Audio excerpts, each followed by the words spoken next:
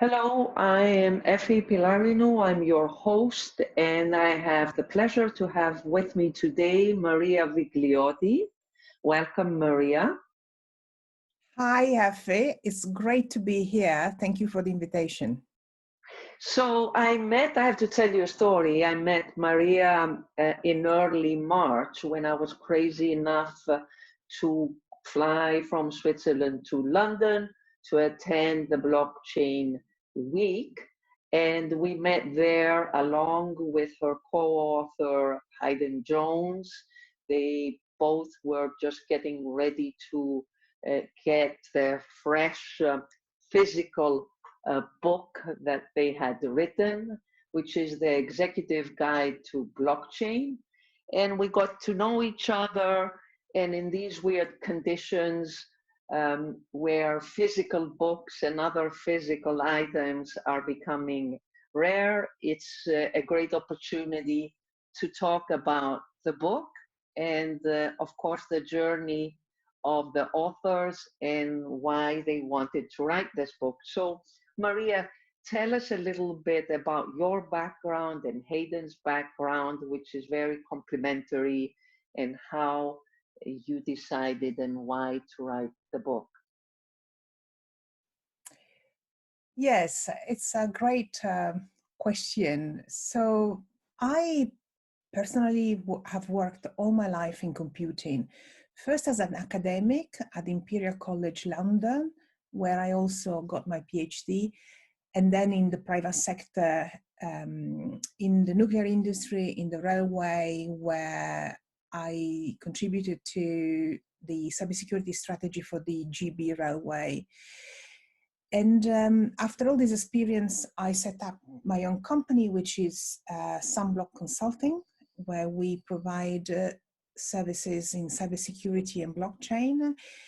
And having witnessed how much hype blockchain received and how much jargon the community is using to explain what blockchain is, I was frustrated by those two aspects because I believe that both hype and jargon prevent genuine adoption of blockchain.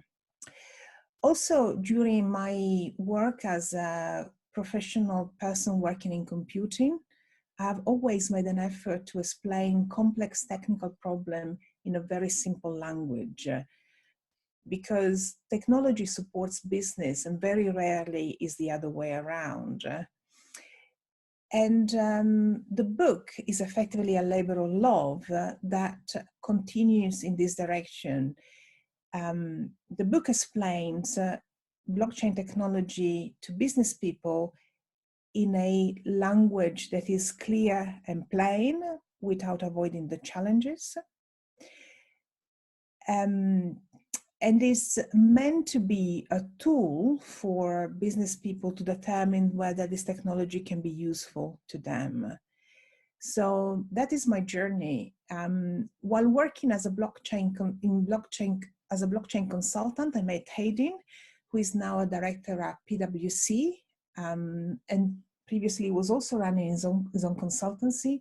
As you say, we have two complementary backgrounds. Hayden has more a background in marketing, and we felt that together we could provide some very useful use cases to businesses to determine whether blockchain was useful to them. So the book is now out, and as you said, Effie, it is a labor of love, and we do hope that the book will be useful to many business people. Very interesting, Maria. I mean, it seems that from your field work, from both of your professional activities, you still feel that there are questions and answers that are not well understood or misunderstood at the enterprise level about what blockchain can or cannot do. If I were to ask you, and I know that's, we don't have a lot of time, but could you pick one or two of those frequently asked questions that you believe are not well understood at that level? Yes. So the first really important question is how blockchain differs from cryptocurrencies. And the reason why people are really insistent on this question is because cryptocurrencies have a bad reputation with the association of illegal activities. And so that bad reputation has tainted also the idea of deploying blockchain for enterprise. And so clarifying from the very beginning that blockchain is the technology supporting cryptocurrencies, but you don't have to use cryptocurrencies to reap the benefits of blockchain is very important. Once you have gone over this hurdle, what people are really interested is in what cases I need blockchain and in what cases I can use other technology. And again, this is very important because when people hyped the technology, they sort of suggested that can solve all problems, and that is not the case. To help a business to determine where blockchain can be used, we have devised a test that assess via a few questions 4 characteristics of the solution provided by blockchain. And I would like to enlist them very quickly because actually they are very commonsensical. So the first characteristic is, do you need do you need to share data with other businesses or participants or other entities as part of your digital solution? If not, it is very unlikely that you need a blockchain because blockchain needs cooperation by different parties. Assume that you need to share data with other companies or businesses. The question then becomes, do you need a common storage system? In other words, it's not enough that you send information through via an email. You need a place where this data is collected somehow and where everybody can have a clear idea what the data contains and where it is. If you don't need a common storage system, it's very unlikely that you need a blockchain solution. But if you do, then you have to ask yourself the next question. Do I need to prevent other participants in my solution to delete data, historical data from the storage system? Again, this is not necessarily important for many businesses. For example, I regularly delete emails. It's not important that they are all there. But for example, in compliance, in a compliance sector, such as financial sectors, or for example, safety sector, having an historical and accurate record is very important. So if you need that, then you have a probability to be in need of blockchain. Otherwise, you probably don't need a blockchain. And finally, this is really a key question that determines whether you need a blockchain or not. Assuming that you need to share data with others, you have a common storage and you need to prevent historical data to be collected. Do you have difficulty in deciding who owns the data because you are concerned that somebody could make unilateral modification of the data that could affect other parties? And that's really, really important. If you answer yes to this last question, it is quite likely that you need a blockchain. So those are really 4 key characteristics that determine whether your digital solution could be a blockchain. So this is really, as I said earlier, our contribution in the book, providing practical means by which business can early on determine whether blockchain can add value to their solution. Very interesting, Maria. I love the way that you guys have distilled a framework, a filter that is so clear to start the process. and answer yes or no to those questions. By answering yes or no to those questions, to see whether the discussion of deploying blockchain in some way or another is meaningful. It's great. I must say, it reminds me of the work of Katie Byron, which is a spiritual teacher, and says that there are 4 questions we should ask every time we are perturbated by a thought. And I do believe that these 4 sort of conditional questions are, there's a meaning to that. So going back to blockchain and to the earth, in your experience with your clients, with your prospects, is it all about operational efficiencies at the end of the day? And is it only about deploying smart contracts? Could we say that those are the 2 sort of items that enterprises care about or are useful when deploying blockchain? Or am I wrong in isolating those 2, if you want, features or components of blockchain? And again, only for enterprises. Yes, I mean, when we think about enterprises, blockchain, operational efficiency is really important for businesses.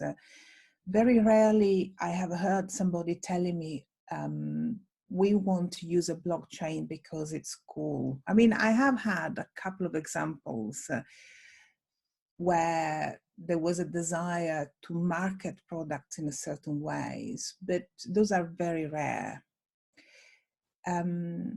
Operational efficiency is very important for businesses, and in a sense can be gained by answering the 4 questions that I have proposed earlier. Because once you have a solution that does not allow you to share data in a way that is useful for your business, then you are effectively not achieving an optimal of operational efficiency. And I have experienced that in all the market where I have operated, in the supply chain, for example, but also, for example, in the art market, where blockchain is very useful in providing the opportunity to offer buyers clear provenance of art and evidence of payment system. So what I would question is whether we really need smart contract on the blockchain. Although the 2 concepts seem to be related, I would like to make a very clear distinction. Let me start by saying what is a smart contract for me, because that determines what I'm going to say. That determines what I'm going to say later. A smart contract is a piece of code that enables 2 or more parties to automatize tasks, right? And in that respect, smart contracts are already in place, certainly in the Western world. An example of a smart contract is, for example, is the bikes that you can rent in smart cities like London or Paris. So why is that a smart contract? In the old days, if you wanted to rent a bike, you would go to a shop, sign a contract, pay a deposit, rent a bike, come back. The owner would tell you how much you had to pay based on the contract you had signed and return the deposit. That was a standard contract. A smart contract automatizes all those tasks. So today you go to London, you take your credit card, you pay, you get your bike automatically. There is nobody there. Depending how long you keep the bike, you will be charged on your credit card without anybody lifting one single finger. So that's a smart contract. But why do we distinguish smart contract from the blockchain from this kind of smart contracts?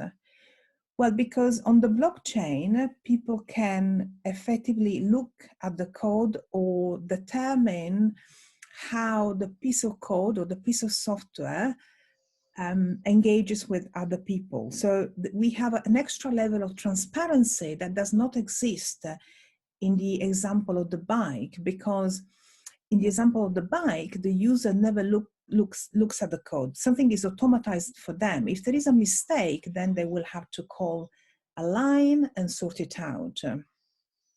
While in the smart contract on the blockchain, you have an opportunity to actually inspect the code before you sign up to it. And this is why there is a lot of vibe around smart contract and their relationship with the law, right? And the question very often is, could, in the presence of blockchain, change the way in which we sign contract and simply having contract written in code as opposed to written on natural language. This would provide more transparency to business and certainly some extra operational efficiency on top of reducing costs, because you would limit the amount of money you pay to solicitors. So the answer to that is very complicated, because it determines where you want to adopt those smart contracts and whether the legislation would allow for this kind of smart contract to be actually legally binding. In the UK, it is possible to have a smart contract written in code because of the legislation, because of the GB legislation. In other countries, such as Italy, it would not be possible. However, whether this kind of smart contract written in code or partially written in code, depending how the market will develop, will become operational probably in the next 5 to 10 years. There are currently a few companies that are working on this, and quite a few trials, and a few big companies that are starting to deploy some of this contract, in particular in the financial services. However, I don't expect this kind of contract to become mainstream very soon. So yes, what I would like to say is that just to conclude on the operational efficiency, blockchain can deliver operational efficiency without smart contracts, and smart contract can add further operational efficiency, but this operational efficiency will be widespread in the years to come, and depending whether people are open to adopt those kind of smart contracts. Thank you, Maria, for all these very enlightening clarifications about the technology, and I guess how changes in the law and the regulations may allow or not allow the adoption. Honestly, I've always been very interested in blockchain adoption in emerging markets, because it's clear that there one could get more bang for the buck, so to speak, with so many inefficiencies at different levels, not only enterprises, but in countries and across different sectors. Is in your book, do you touch upon this issue of blockchain adoption in emerging markets? Since you're focused at the enterprise level, is it something that is relevant and you address?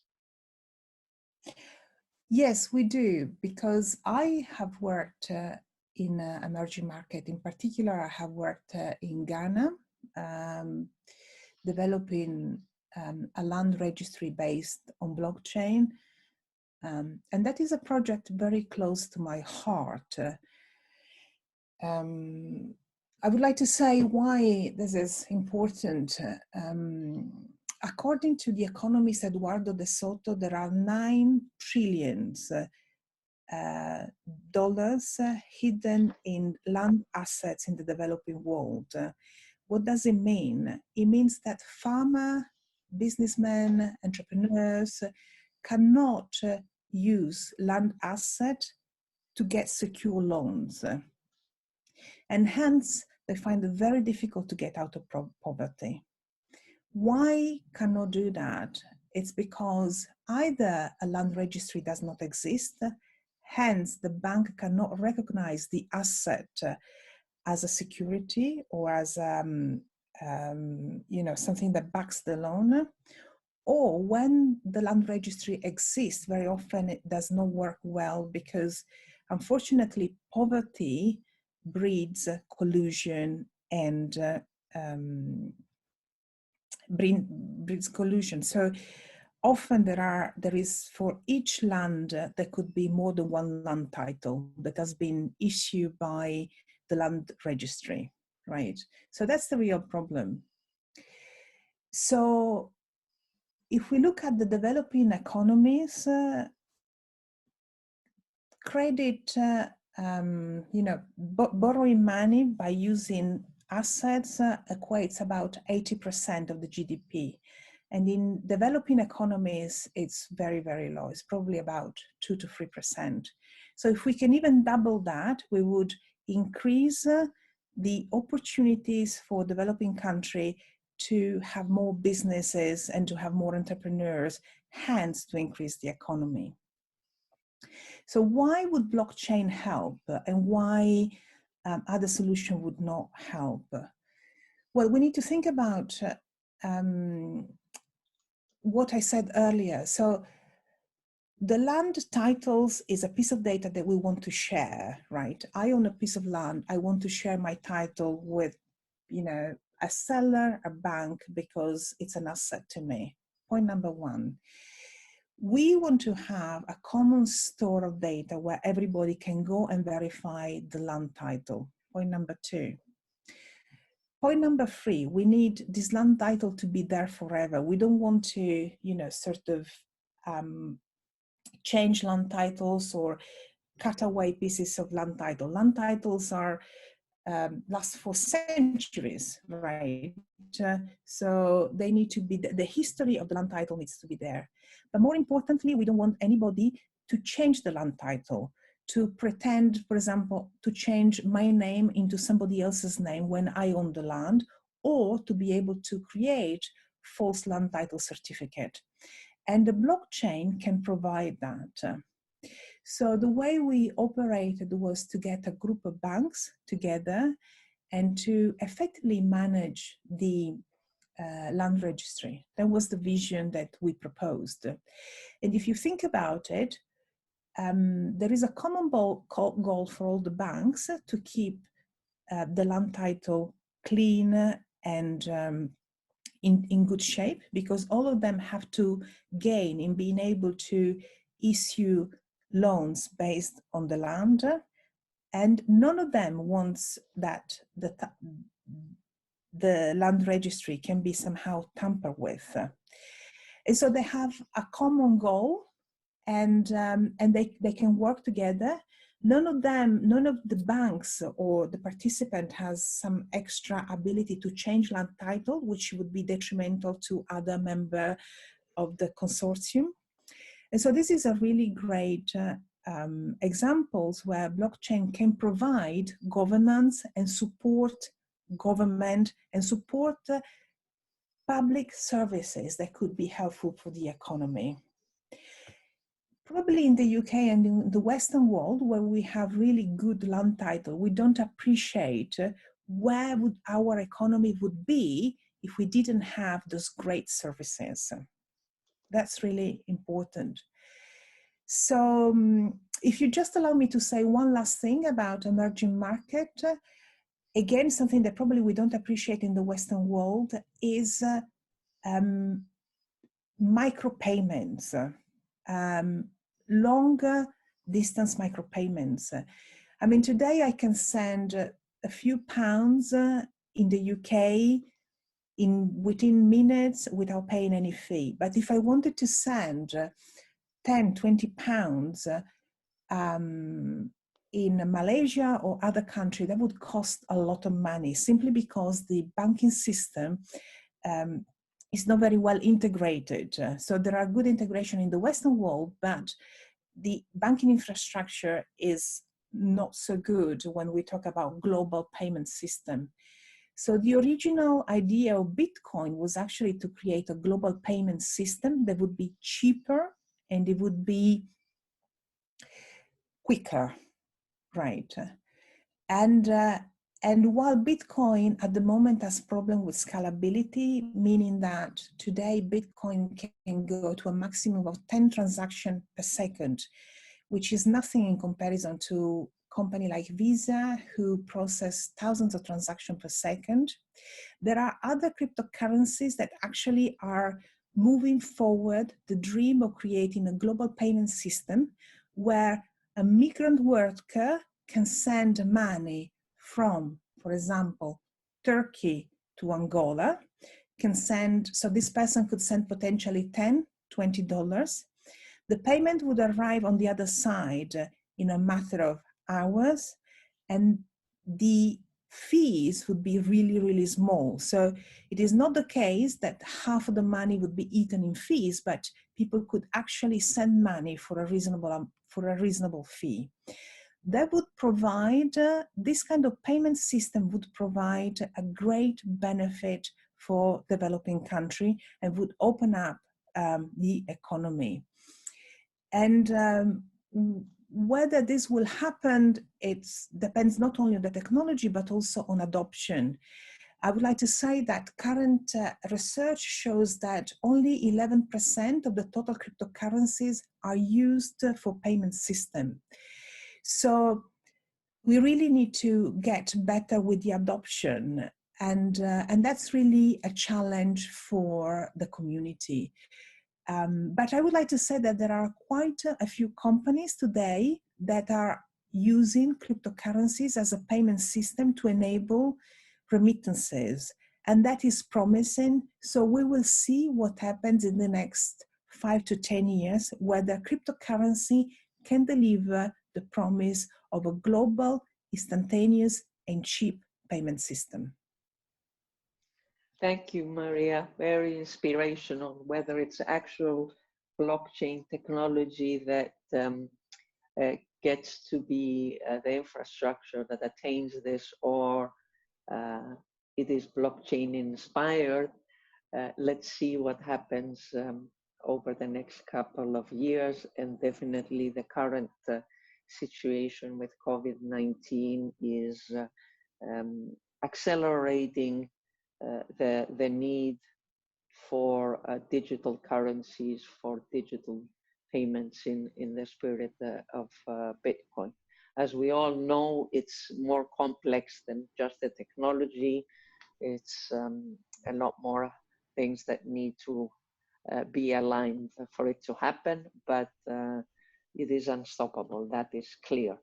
And on that note, Maria, I'd really like to thank you for sharing your insights and remind our audience that is listening to us that your book is published by Belgrave Macmillan. The book title is The Executive Guide to Blockchain.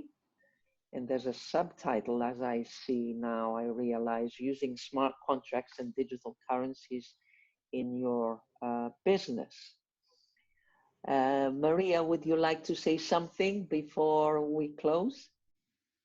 Yes, I would like to say thank you so much, Effie, for offering me the opportunity to talk about those topics. They are very important to me, in particular, how we can use blockchain in the developing world.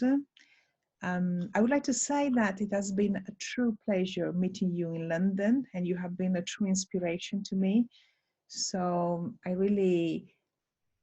really grateful for offering me the opportunity to talk to me. And if anybody has any question about any of the topic that we raised, just get in touch and I'll be delighted to answer.